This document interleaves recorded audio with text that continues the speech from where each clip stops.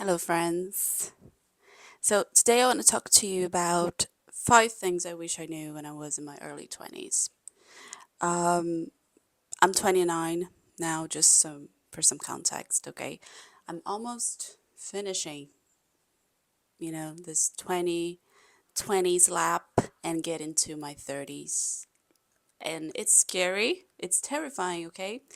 It doesn't get any less scarier over time. I'm just gonna tell you. The closer you get to it, the more you think about it, and the less you worry and stress about some other stuff. But it looked overwhelmingly scary when I was like in my early 20s, and then it gets a little bit better when you're around 29. But when you're 27, 28, you're older than 30 because you're so stressed out over like turning 30. And what is your life going to be like? And am I a fucking loser? Oh, sorry, should I curse? I don't know. Am I a loser? Because I'm turning 30. And life in general is very scary, okay? There's no way out of it. I'm sorry. And the first thing I wish I knew when I was in my early 20s is how to say no. How to say no. I really wish I knew that early on because that would have taken me out of so many situations that I didn't want to be in the first place. However, this ability to say no came in when I needed it, and I'm glad I've learned it. But the thing is, you need to know how to establish limits between you and the people around you, okay? And I mean everyone, not only strangers or friends, but your family as well, okay? They ran me over so many times. People ran me over with their needs and their requirements and whatever they needed. I was there and I was willing, even when I didn't really want to, even when I could have said no. And sometimes we're so scared to say no to people because, of course, we struggle with acceptance and we want to keep our friends around and we want everyone to be pleased and happy, especially if you have people pleasing tendencies, okay? You need to understand one thing. If you want to learn how to say no to people, you need to understand that it's okay, all right? Most times, in most situations when I said no to people, things eventually turned out just fine. No one was angry at me, no one was frustrated. I mean, and the people who do get frustrated, that's a big sign of who they are. Because when someone really likes you, be it a friend or a family member or anyone, any reasonable person will respect your wishes, okay? Any person that's good for you in your life will respect you when you say no to them. For whatever reason you decide you need to say no, they will be just like, okay, it's fine. And that's a healthy way to lead your relationships. Keep around the people that respect you, the people that respect your wishes. If someone is like constantly overstepping, constantly pushing your boundaries, that person is not good for you. That person has no good intent in your life. They're just trying to take away from you whatever they need, whatever makes them feel good about themselves. Okay. And some people they really they get really good pleasure honestly from depleting other people. Some people they just have a bad character, okay?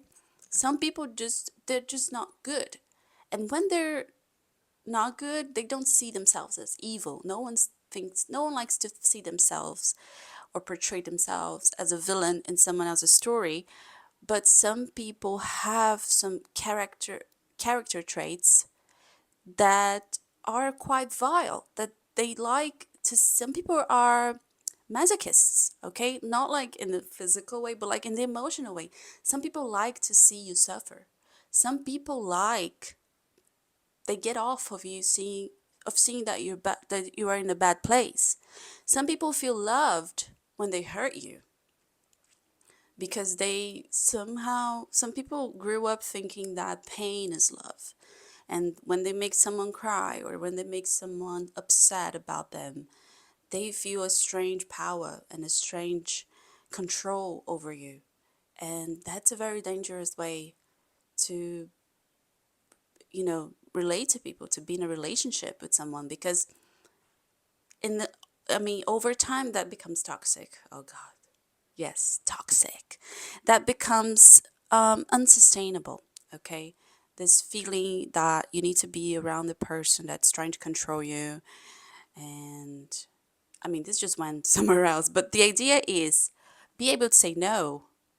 Being able to say no will prevent you from running to those people, because the moment you say no, the moment you establish a limit with these kind of people, they will fall out. They will not be able to stick around because they will not see a person that they can control and manipulate. Okay? So that's a good way to stay clear out of bad people in your life. And also to preserve your sanity. Okay? If you say yes to everything, you won't be able to do half the things you want to do and have time for yourself and grow and live your own life. Okay? So learn how to say no as soon as you can. The second thing I wish I knew in my early 20s was how to be alone. Because being alone is great, okay? But it's not easy. The first few times that you find yourself lonely, you don't want to be lonely, okay? You don't want to. It's not fun. You don't really know how to handle that. And if right now you're struggling with that, my advice for you is persist. Keep going. Face your loneliness, like face your loneliness, just like stare at it in the eye, because what happens is at some point you learn how to live with yourself, because the problem with loneliness, it's not being able to live with ourselves. And news breaking, actually no, breaking news, sorry, breaking news, you will have to live with yourself for the rest of your life, okay? As long as you live, you and yourself will be in the same room, the same place at the same time, okay?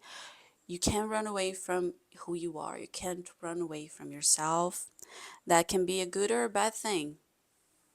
In my opinion, I think it's great, because being alone is an opportunity for you to develop a relationship with yourself. It's an opportunity for you to learn who you are, what you like, and what are your own preferences, and what are the things that make you you. Okay? And as it is a lifetime relationship, you need to see the opportunity to be on your own as a privilege, as something that you think, oh my God, I'm so lucky because I get to spend time with myself. And most people, some people don't, okay? Because loneliness, it's not something that lasts forever. When you least expect it, your loneliness will be taken from you. Either be with when you get married, or when you go to work, or when you're in college, or at any certain moment in your life, your loneliness will be taken from you. And I think the worst kind of loneliness, it's when you're surrounded by people and you still feel alone. And I'm gonna go into that in another video. But what happens in that case is that your brain can't quite understand your brain, okay? It can't quite understand why you're lonely when there are so many people around you. There's a discrepancy, a distance in understanding the universe and understanding like your surroundings and why that feeling is still there. And that's even more disturbing in a way, because visually and physically you know there's people, but emotionally there isn't, okay? And that's a problem with connections, because I think nowadays there most of our connections are superficial. But if you do manage to get one or two good friends, you're lucky, okay? Don't think for a second that these people out there that have lots of friends, they have deep connections with all of them. I've been surrounded by people that were so popular and had so many friends, and still they felt lonely. They still felt disconnected and disregarded by those friends. So you can know a lot of people, but that does not mean that they are your friends, okay? Real and true connections take time. And if you do have them in your life, please keep them. Value these people. Show them you care, because they are very rare. Okay, one thing I've learned in my life is that real connection is rare. Love can happen, attraction can happen over and over again. You can have a spark or chemistry with many different people, but real connection, it's rare. It really takes time. The third thing I wish I knew when I was in my early 20s was how to be kind to myself. I was often so hard on myself, require me myself to be something else completely. I always wanted to be another person. I always wanted to be better. I always thought that there's this better version of me that needs to come out. And there's a whole discourse, speech, right? There's a whole conversation online about this idea that there's a better version of you that you need to come out. No, no, no. I do believe in the higher self. I do believe that in my head, I have an idea of me that is completely different from what I do, what I managed to achieve, you know. I think we all have this dreamy idea, this perfect life and perfect person that we wish we were. However, who you are now, it's a person that also deserves to be taken care of, to be treated right, and to be loved, okay? It's really hard to accept that truth. I also still struggle with understanding why can't I be loved right now the way I am? And most importantly, why can't I love myself right now the way I am? And that's a question that still lingers, that I still battle with. But being kind to yourself, it's a little on the line of understanding that you have limits. I struggled so long to understand that I'm human and I'm not gonna do everything perfectly all the time. It's good to remember that because we forget. We are sometimes so worried about achieving and growing and getting to places and doing things and just, being productive and being so much stuff at the same time that we forget that we are human, that we are limited, that we are going to fail, that we're going to try over and over again, and things will not work out. Some things will, some other things will, you know, blow up on our faces, and we forget. We just forget. And I'm here to remind you that in your state of human being, in your state of being a person, you will you will make mistakes, okay? You will fail. You will feel negative feelings. You will have bad thoughts. And as long as it's not like harming anyone, you need to understand that and you need to remember that you're just a person. At the end of the day, you are doing the best you can. If you are doing the best you can, okay, this is not to weaponize or to enable any bad behavior, but it's to show you that you need to have patience with yourself, okay? It took me 29 years to become who I am now, to get to that understanding of things and to have this vision about life. So don't expect yourself to know everything when you're only 20 or 19 or whatever age you are.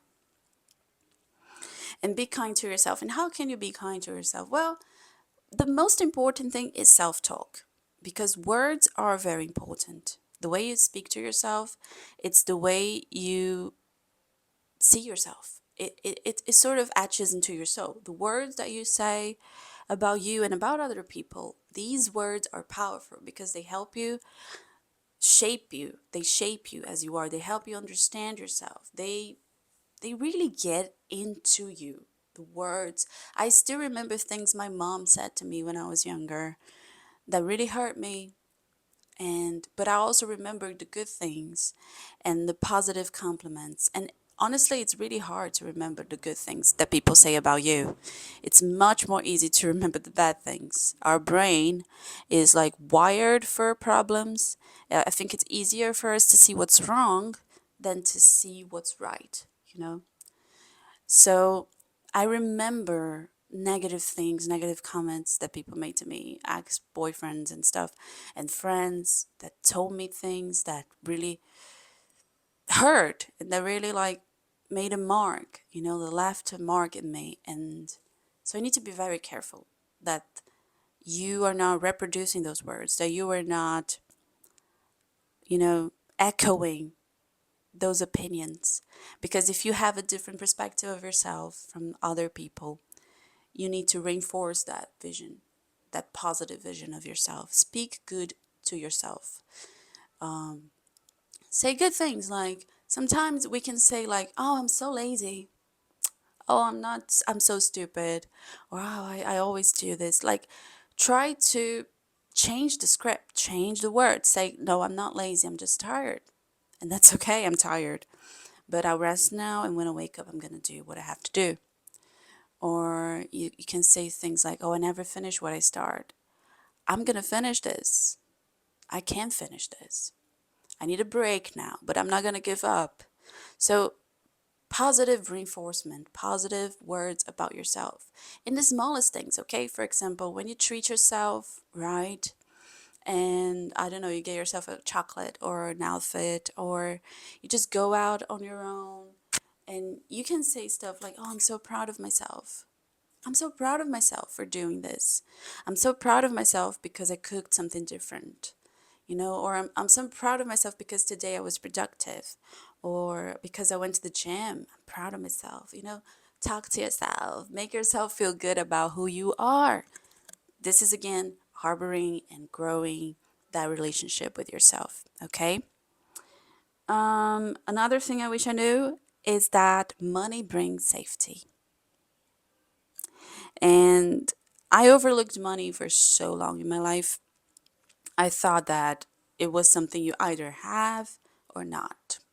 Okay. And I think this point is a little bit, you know, delicate because if you have money, you know that you're going to be okay. You're going to be okay. You have the basic stuff. You can eat, you can sleep, you can travel, you can do whatever you need. You're going to be okay. Even when emotional turmoil or problems come around, the chances of you just like being fine at the end of the day are greater. Okay. But when you don't have money and you're like really just like battling on your own and creating your own life, and you really just like you can't really rely on anyone, and you need to make your own money and you need to do your own stuff. When you don't have money on that situation, you get very anxious and worried and stressed out. Okay, so save money. Save money. Because honestly, let's be real, okay? The world revolves around money. We live in a capitalistic world, okay? And the safety you need, I mean, it's not like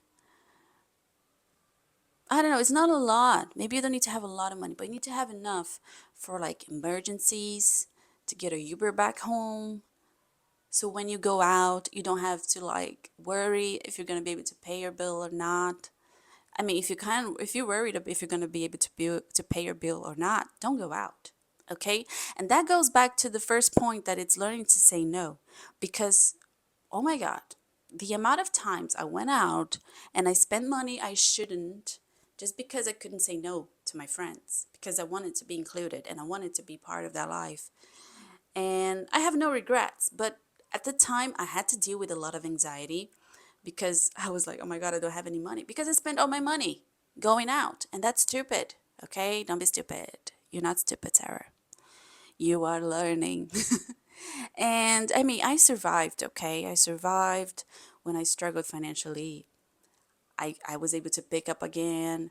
I had a job and things just worked out just fine. But I want to say because when I'm out there pursuing my things, I do it on my own. I don't rely on my parents, okay? But for example, now I'm living with my dad. So I still have some support. I still have some financial support, but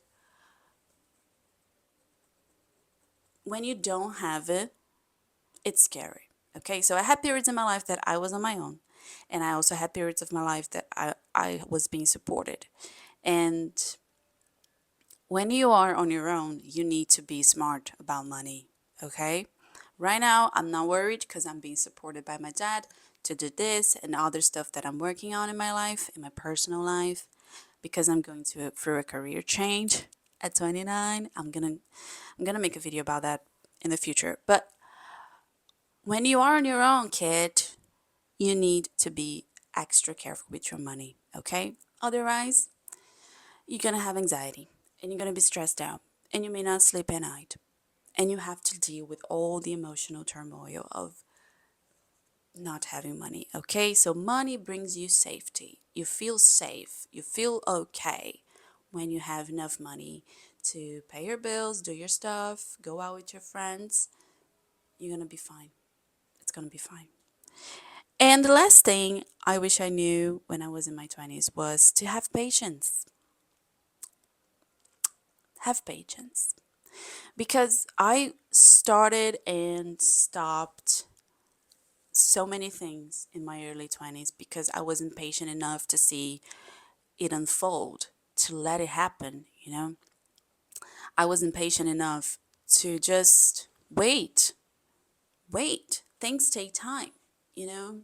I think that the problem with our generation, oh my God, the problem with our generation is that we are always hoping for things to happen quickly, okay? We are always thinking that, oh, this should take a month or so, and nothing happens quickly, gosh.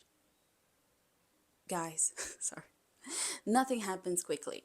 The nature of the universe didn't change because of technology, okay? I think that we are under delusion that things happen quickly because, news and information are spread worldwide in a blink of an eye. You can have access to any information at the palm of your hand, and we've grown used to that. But that's an illusion. That's technology. Real life, it's a little bit more complicated than that. I mean, just look at nature, okay? Things in nature take time. It take time. It takes time for a plant to grow, for you to become a grown-up person, to become an adult, for things to develop. It takes time, okay? We live in time. There are seasons every year, you know. Things take time. Real work that you need to do in your life, it takes time. It took me time to get here, to sit down and record, but not just to sit down and record it, but to actually start YouTube, to actually do something on YouTube because I've always wanted ever since I was like in my early 20s. And I didn't because of many other things that were happening in my life. I needed time to get to this place where I am today, where I have the resources, I have the materials, I have the experience, I have something to say. Because back in the day, I didn't have anything to say. I was growing up, I was young, I hadn't lived. You need to do some living in order to create something. You need to grow and have some experiences in order to have something to share. And I didn't have that. And I feel like right now I'm at a place where I can say something, I can share something, I can give something back from all this time I lived and all the things I've experienced. But most importantly, when you don't know where you're going, you end up going anywhere. When you don't know what you're doing, you need to do something, because it takes time. It really takes time to figure some things out. And patience is that one thing that you need to learn to develop. And how can I develop patience in the age of 20, in the year of 2025, in the age of technology where everything is, immediate and happening so fast? The first thing I've been doing lately is trying to do things that take a lot of time. It's a real exercise for your brain to understand that it takes a lot of time. For example, painting. Painting takes hours, okay? And I'm a beginner, right? So I don't really know what I'm doing. But I decided to start because I knew that this is something my brain needs. My brain needs to shift from immediate quick results to long sessions of work, of long sessions of slow progress. And painting is a sort of slow progress thing. I've been a teacher for 7 years. And what I experienced is that you get to a point in your career, in your life, that you already know what you're doing for so long that it doesn't take too much time for you to prepare a class or to just, to just be there and do your work. It becomes mechanic in a way because you know what you're doing. You know what you're doing. There's no room for many different things. You spend some time on creating activities and doing different stuff, but most of the time you're just doing what you've been doing for years. So it's much more easy to get like in a flow state and to get used to it, I guess. So, but when you have to do something new, what happens in your brain is that it takes some time to actually understand what's going on. It's a new stimulus. It's a new movement. It's a new vision of the word because you need to train your eye for painting, for example. You need to learn how to recognize the shapes and translate them to your painting. And, there's a lot of things that go into it. And it's a sensory, mechanical thing that happens in your brain that you need to train your eye, right? And that happens with any other sort of new skill that you're acquiring. For example, if you want to play an instrument, you need to learn how to move your fingers, right? Or how to position them and beat and flow and rhythm and all that stuff. And you need to teach your body how to do it with dancing, with lots of other things, right? And some things are not just like knowledge that you acquire through your eyes and through your brain. Some things you need to actually teach your body and some parts of your body how to do. So that takes time, okay? So if you're starting something new in your life right now, don't expect it to be instant, okay? Crocheting, knitting, whatever you're trying to do right now, writing, especially writing. That's a very important habit that I built in my 20s that allowed me to do many other things because it takes time.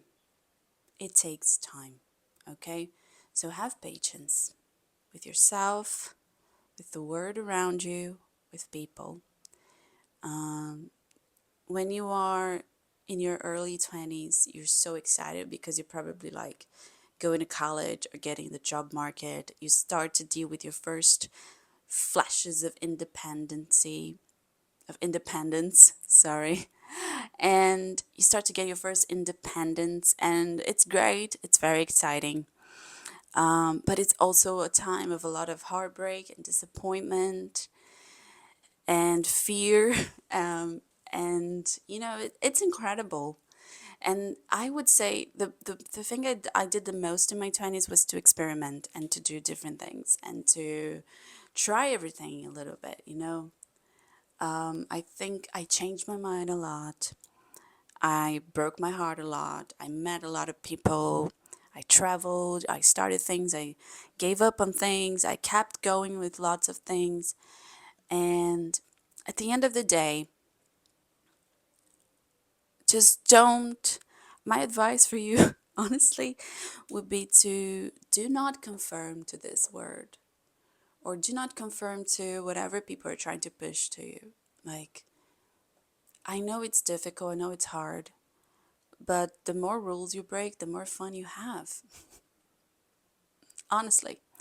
Okay? I mean, don't destroy yourself and do stupid things, but when it comes to like living in general, I like to think that I went a little bit against the normal rule, at least of what is expected for people like me and for girls, right? For women. And we can talk about that in another video. But this is what I'm gonna give you guys today, okay? Enjoy your 20s, and I'll see you next time. Bye.